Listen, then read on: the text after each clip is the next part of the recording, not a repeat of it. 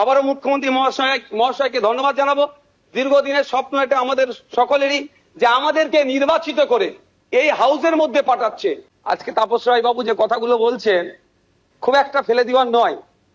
আমি আমি আমি আমি বলবো এই সময়ে ফিল করেছি। মাননীয় মুখ্যমন্ত্রী মহাশয় একটা কথা বললেন, খুবই ভালো লাগলো। আমরা যারা একাধিকবার বিভিন্ন দপ্তরে লেটার করেছি, ন্যূনতম রেকগনাইজ আমাদের লেটারকে করা হয়নি, ইনক্লুডিং চিফ মিনিস্টার। এখন অল ইন্ডিয়া সেকুলার ফ্রন্টের শ্রী মোহাম্মদ নওশাদ সিদ্দিকীকে তার বক্তব্য রাখার জন্য অনুরোধ করছি।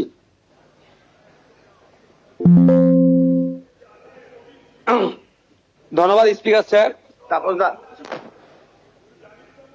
আপনাকে অল ইন্ডিয়া সেকুলার ফ্রন্ট পার্টির পক্ষ থেকে স্বাগত জানাচ্ছি স্পিকার নির্বাচিত হওয়ার জন্য।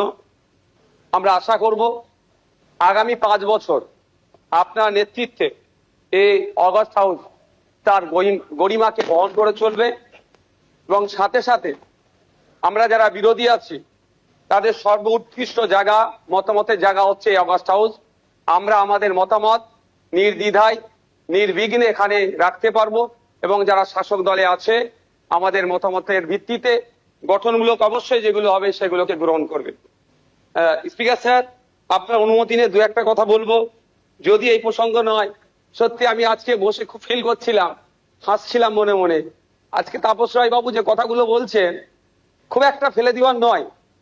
আমি আমি আমি আমি বলবো, আমি 2021 সালে নির্বাচন হওয়ার পরে 6টা মাস এমন দিন পার করেছি, আমার মনে হচ্ছিল যে আমি ইস্তফা দিয়ে দিই, অন্তত আমার ছেলেগুলোর উপর অত্যাচার যদি বন্ধ হয়।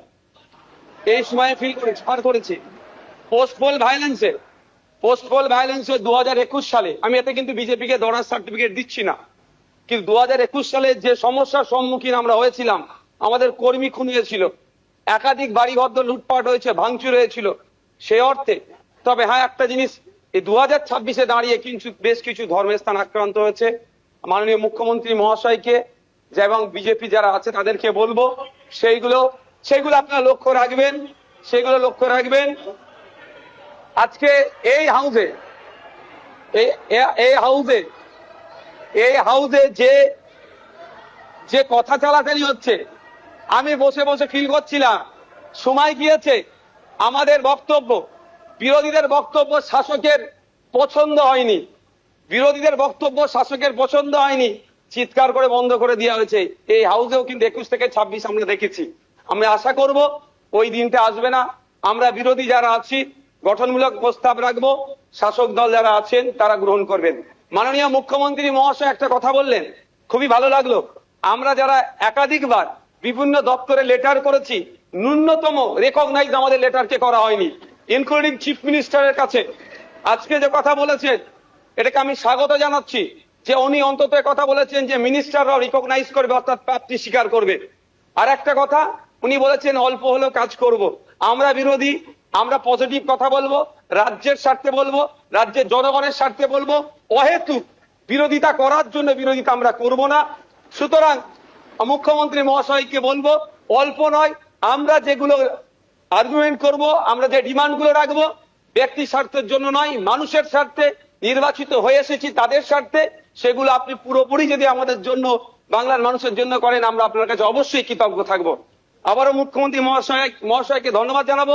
দীর্ঘদিনের স্বপ্ন এটা আমাদের সকলেরই, যে আমাদেরকে নির্বাচিত করে এই হাউসের মধ্যে পাঠাচ্ছে। মাসের শেষে আমরা 1,21,000 টাকা নিয়ে বাড়ি যাচ্ছি।